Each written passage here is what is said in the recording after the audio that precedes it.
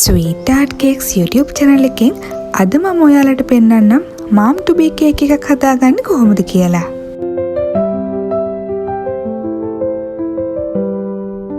මම මෙතන අරගෙන තියෙන්නේ ග්‍රෑම් 500 ක්‍රම් කෝට් කරගත්ත බටර් කේක් එකක්.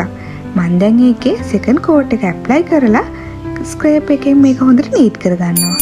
කේක් එකේ උඩ කොටසට white chocolate drip එක යන නිසා මම උඩ කොටසේ වැඩිපුර බටර් අයිසින් ගාගන්නේ නැහැ.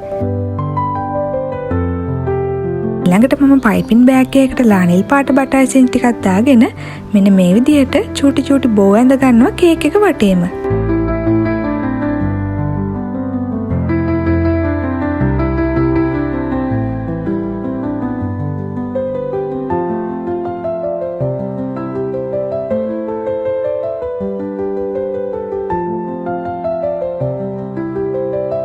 දැන් මම කේක් එකේ උඩ කොටසට මෙන්න මේ විදිහට white chocolate drip එක දාගන්නවා.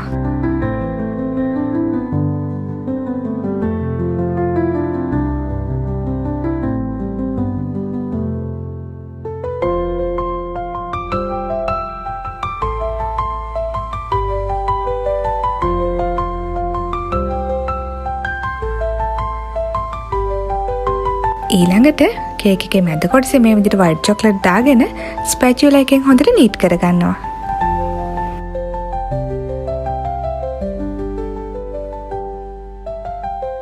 white chocolate drip එක වේලෙන කලින් මම මේ විදිහට හදාගත්ත බෝ එක කේක් එකට තියලා අලව ගන්නවා.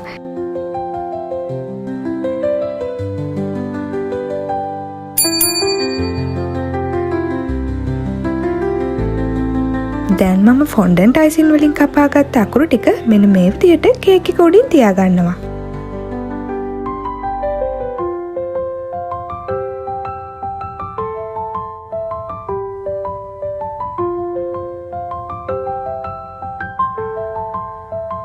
සිලිකන් මෝල්ඩ් එකකට දාලා හදාගත්ත ෆොන්ඩන්ට් අයිසින් මල් වලින් මම දැන් මේ කේක් එක තවත් ලස්සන කරගන්නවා.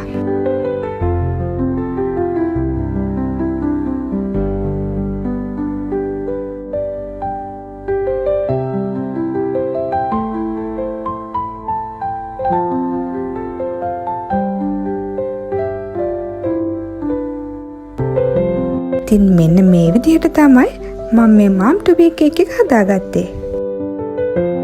මේ වගේ අලුත් කේක් ඩිසයින්ස් හදන විදිය බලා ගන්න මතකතුව sweet art cakes YouTube channel එක subscribe කරලා තියාගන්න.